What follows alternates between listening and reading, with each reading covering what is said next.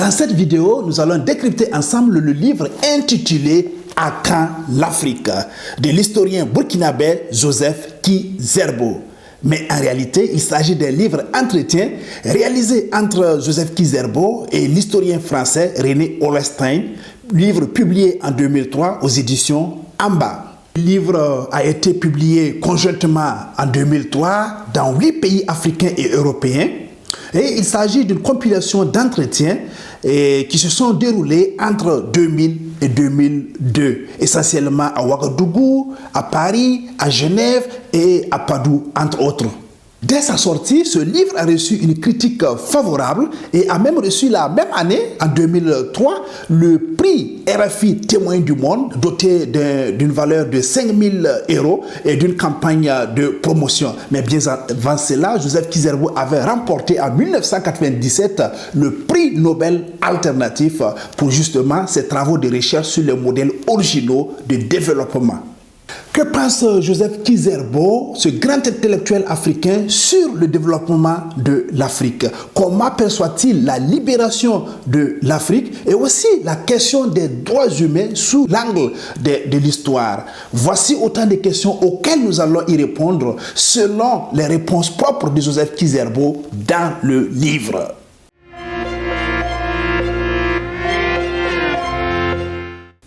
Salut chers amis du livre, je suis Yannick Naré et je suis ravi de vous retrouver encore une fois de plus dans cette vidéo pour parler ensemble de livres, d'écriture complétée et d'auteur. BioExpress, mais qui est Joseph Kizerbo?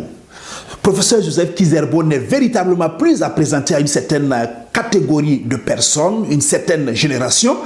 Professeur Joseph Kizerbo est une figure emblématique africaine dans son domaine, l'histoire, et il est en 1956 comme le premier agrégé en histoire de toute l'Afrique noire. Il est aussi reconnu comme l'initiateur et le premier secrétaire général du Conseil africain et malgache pour l'enseignement supérieur, CAMES. Le père de Joseph Kizerbo, qui s'appelait Alfred Diban Kizerbo, est tout aussi illustre que son fils. Il est considéré comme le tout premier chrétien de la Haute-Volta, actuelle Burkina Faso. Et sa cause de béatification a été introduite, c'est-à-dire que l'Église catholique veut le reconnaître comme un bienheureux et par la suite comme un saint. Joseph Kizerbo a été aussi un homme politique. En plus de l'intellectuel qu'il a été, il s'est opposé à tous les régimes politiques au Burkina Faso, depuis le premier président Maurice Yamégo jusqu'à Blaise Compaoré. Il est aussi connu comme un grand acteur de développement. Souvenez-vous de sa célèbre phrase qui dit « On ne développe pas, on se développe ». Malheureusement, Joseph Kizerbo nous a quittés en 2006, les armes en main à l'âge de 84 ans. Dès le début du livre, Joseph Kizerbo énumère 3 grands défis que fait face l'Afrique contemporaine. Pour lui, le premier défi, c'est la question de l'État en Afrique. Le deuxième défi, pour lui, c'est la question de l'unité africaine. Et le troisième défi, c'est la question de l'identité.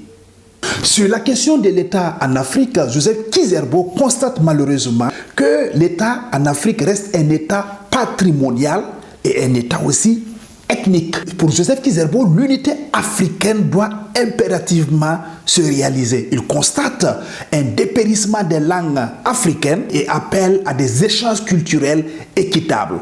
Il faut infrastructurer nos cultures, préconise Joseph Kizerbo dans le livre. Nous allons décrypter dans ce livre plusieurs points débattus par Joseph Kizerbo. Nous allons analyser avec Joseph Kizerbo, premièrement, son autobiographie. Et ensuite, la question de la mondialisation, de la guerre et de la paix, la question des droits de l'homme. Et enfin, nous allons terminer avec la problématique du développement africain selon Joseph Kizerbo. Dans son autobiographie, dans le livre, Joseph Kizerbo signale que son engagement intellectuel et politique a été précoce. Et cet engagement date déjà de ses années d'études en France, où il s'est lancé à fond pour la question de l'indépendance africaine et aussi pour la question de l'unité africaine. Pour Joseph Kizerbo, il fallait vraiment combattre sur ces deux fronts et pour cela, il a créé le mouvement de libération nationale, le MLN. Pendant que Joseph Kizerbo a entamé une brillante carrière de professeur avec le statut de fonctionnaire français au lycée de Dakar, Joseph Kizerbo a jeté toute sa carrière scientifique derrière lui pour aller soutenir le président guinéen Sékou Touré qui avait dit non au référendum du général Charles de Gaulle pour la communauté franco-africaine. Joseph Kizerbo explique dans le livre pourquoi il n'a pas soutenu le premier président de la Haute-Volta, actuel Burkina Faso, Maurice Yamego, parce que leurs rêves n'étaient pas similaires. Pendant qu'eux, ils rêvaient d'une Afrique forte, une Afrique unie et indépendante, ils constatent que Maurice Yamego a été installé au pouvoir avec la bénédiction de la France. Joseph Kizerbo n'a pas non plus collaboré avec les autorités révolutionnaires, avec Thomas Sankara, et il a même connu une mise en résidence surveillée avant de partir à Dakar pour connaître un exil qui va durer plus de 9 ans. Sur la question de la souveraineté africaine, Joseph Kizerbo constate déjà en 2003 que l'influence des anciens pays colonisateurs comme la France, la Belgique est en train de perdre du terrain en Afrique, mais il constate au même moment que ces anciens pays colonisateurs sont en train de résister pour ne pas perdre leur influence, leur précaré en Afrique. La France, avec à sa tête le général Charles de Gaulle, a gardé toujours des liens privilégiés avec ses anciennes colonies et il constate que la Côte d'Ivoire, sous le président Félix Houphouët-Boigny, est en train de jouer un rôle en faveur de la France, un rôle qu'il a assimilé avec ses propres mots, la Côte d'Ivoire comme pays tuteur colonisateur. En tant qu'un observateur avisé de la scène politique en Afrique, Joseph Kizerbo constate avec un brin de regret, avec amertume, que toutes les tentatives micronationales de libération de l'Afrique ont échoué lamentablement. Et en prend pour preuve la Guinée de Sékou Touré, le Ghana de Kwame Nkrumah, le Burkina Faso de Thomas Sankara. Pourquoi? Parce que ces tentatives souverainistes ou ces tentatives de libération de l'Afrique étaient solitaires et non pas solidaire. Et face à tous ces échecs de libération de l'Afrique, à travers ces révolutions et autres, Joseph Kizerbo en parvient à une conclusion implacable en disant que la souveraineté, la libération de l'Afrique sera panafricaine ou ne le sera pas du tout. Pour Joseph Kizerbo, la mondialisation présente deux faces. Il y a d'un côté les mondialisés, qui sont les pays du tiers-monde, les pays en développement, et il y a d'un autre côté ce qu'il appelait les mondialisateurs, qui sont les pays du Nord, qui entraînent avec eux le train de la mondialisation.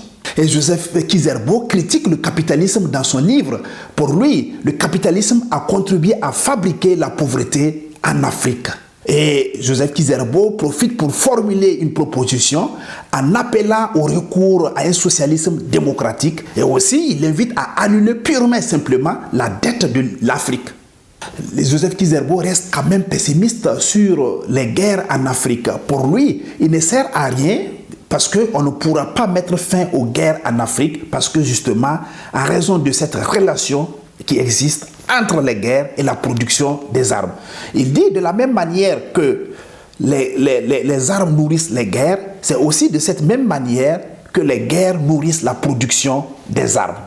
Et Joseph Kizerbo raconte cette anecdote. Quand les Français sont arrivés en Haute-Volta pour la conquérir en tant que colonie, ils ont envoyé auprès de l'influent chef des Mossé, le Moro Naba, un émissaire, un tirailleur sénégalais pour lui intimer l'ordre de se soumettre. Et le Moro Naba de l'époque de répondre à ce tirailleur sénégalais, cet émissaire, qu'il a eu la chance d'être un émissaire, sinon il aurait pu le décapiter. Et à travers cette anecdote, Joseph Kizerbo a voulu mettre en lumière que même dans nos sociétés traditionnelles, le droit était reconnu et justement, ce droit même international était reconnu même en temps de guerre.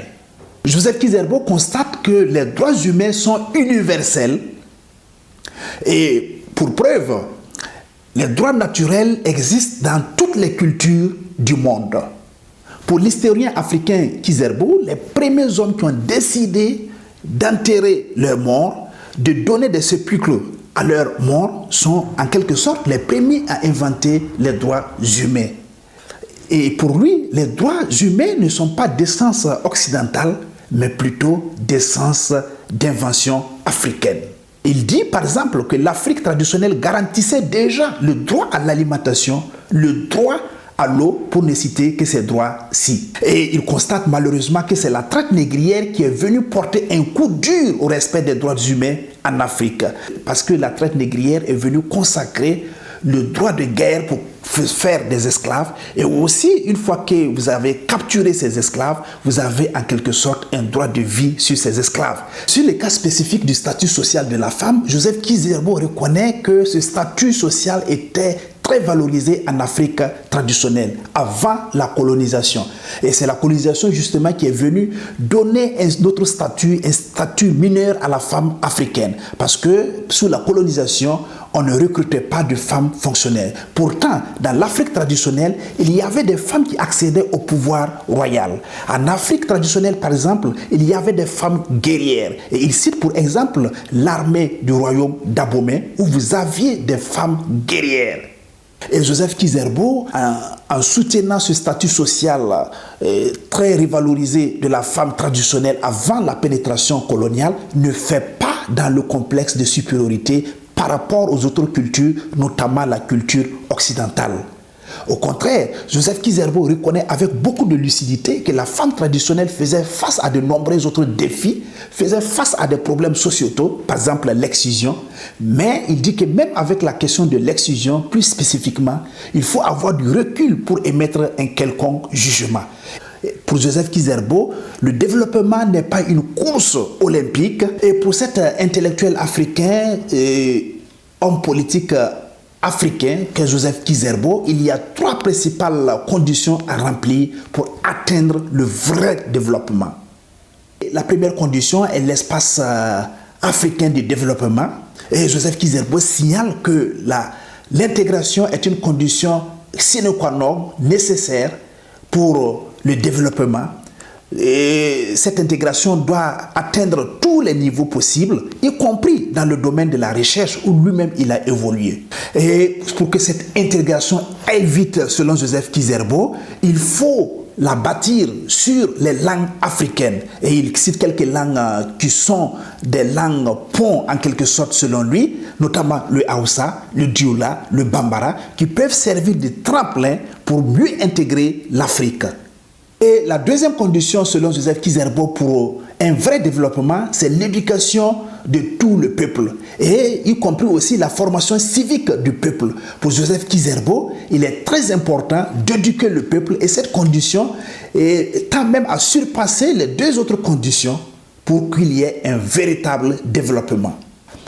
Et la troisième condition pour un vrai développement en Afrique, selon Joseph Kizerbo, c'est bien sûr la démocratie à la base. Et cette démocratie à la base doit être promue dans les communes, dans les collectivités territoriales, dans les associations, dans les groupes socio-économiques. Bien sûr, remarquez que Joseph Kizerbo ne parle pas seulement de la démocratie élective, mais de la démocratie comme un mode de gouvernance à tous les échelons de la société. Que retenir du livre intitulé « À quand l'Afrique » du professeur Joseph Kizerbo? En tant qu'historien, on voit à travers ce livre que Joseph Kizerbo s'intéresse non pas au passé de l'Afrique, mais plutôt à son futur. D'où le titre du livre « À quand l'Afrique ?» Une question que Joseph Kizerbo pose non seulement à la jeunesse, à la génération contemporaine, mais aussi à la future génération. Dans les réponses que Joseph Kizerbo a données aux questions d'historien français René Ollestin dans ce livre, nous remarquons que la perspective historique y revient constamment. Et justement, par ce livre, Joseph Kizerbo n'a pas cessé de démontrer qu'il est un fin connaisseur de l'histoire africaine. Et ce livre sonne un peu comme un testament de Joseph Kizerbo, puisque c'est le dernier livre qu'il a publié au soir de sa vie avant de mourir. Et en Afrique traditionnelle, les traditions, la culture africaine auxquelles Joseph Kizerbo était attaché, les dernières paroles d'un homme ou d'une femme sont toujours bien respectées. Et ce livre sonne donc comme un héritage que Joseph Kizerbo lègue donc non seulement à la jeunesse, à la génération actuelle, mais aussi à la génération future.